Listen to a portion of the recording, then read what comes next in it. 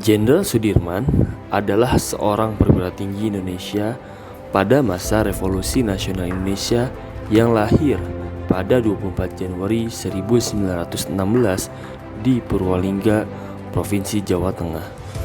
Menjadi anggota PETA adalah awal kisah Jenderal Sudirman dalam keterlibatannya di perjuangan militer dan pembentukan tentara Indonesia. Pada karir militernya, beliau terus berupaya diplomatik yang gagal dilakukan Indonesia terhadap pemerintahan Belanda, hingga akhirnya karir militer beliau terakhir yaitu menjadi Panglima Besar TNI. Sebagai salah satu tokoh pahlawan Indonesia, beliau patut kita jadikan role model dalam berlaku dan bersikap yang berkaitan dengan core values ASN, yaitu berakhlak.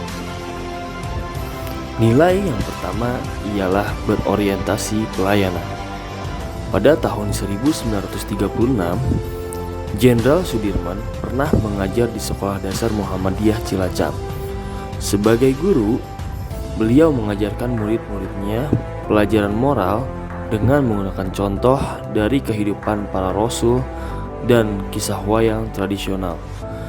Beliau juga aktif dalam kegiatan penggalangan dana, baik untuk kepentingan pembangunan sekolah ataupun pembangunan lainnya.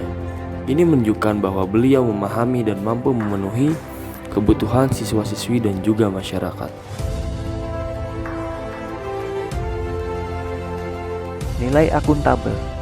Pada saat terjadi agresi militer dua Belanda, kondisi beliau dalam keadaan sakit berat karena menderita TBC. Presiden Soekarno meminta kepada beliau agar tinggal di ibu kota untuk dilakukan perawatan. Namun beliau menolaknya dengan lebih memilih untuk memenuhi tanggung jawabnya untuk memimpin pasukan.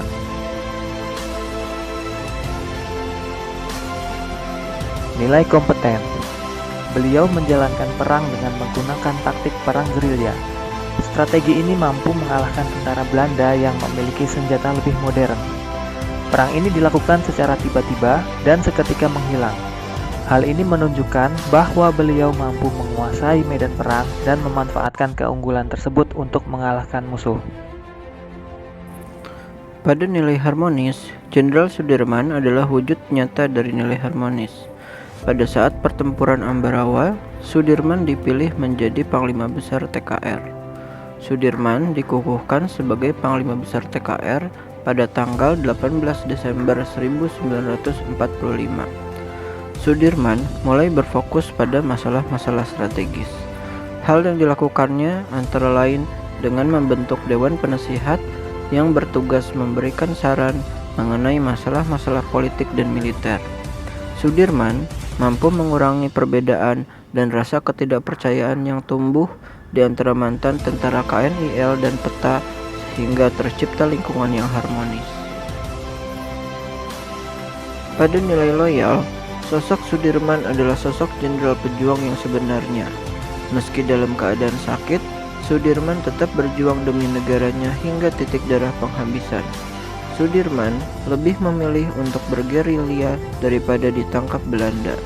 Lebih disebabkan karena telah memegang sumpah jabatan yang diucapkan jenderal besar tersebut saat diangkat menjadi Panglima Besar, kali pertama yang ditulis dalam sumpahnya dan diucapkan dalam lisan.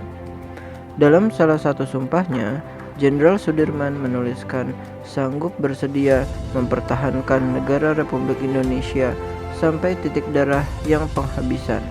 Sumpah itu kemudian dipegangnya selama menjadi pemimpin pasukan. Beliau juga mengimplementasikan nilai adaptif. Ketika Belanda melancarkan agresi militer kedua untuk menduduki Jawa Selatan atau Yogyakarta, dan di saat pemimpin politik lainnya berlindung di Keraton Sultan, Jenderal Sudirman beserta kelompok kecil tentara dan juga dokter pribadinya melakukan perjalanan ke arah selatan dan memulai perlawanan gerilya selama 7 bulan. Ini adalah bentuk kreativitas melawan pasukan Eropa Belanda dengan senjata canggih, tetapi tidak terlalu mengerti medan tropis. Beliau juga inovatif. Ketika Jepang menutup fasilitas sekolah pada masa pendudukan Jepang, beliau yang waktu itu bertindak sebagai guru sigap untuk mengajar dengan perlengkapan standar dan seadanya. Untuk nilai kolaboratif, setelah mendengar berita Jepang kalah, Sudirman dan beberapa rekannya sesama tentara peta berkumpul dan bekerja sama untuk mendirikan cabang BKR di Banyumas pada akhir Agustus. Dan dengan ini mereka memaksa Jepang untuk menyerahkan persenjataannya guna melancarkan revolusi untuk mempertahankan kemerdekaan bangsa.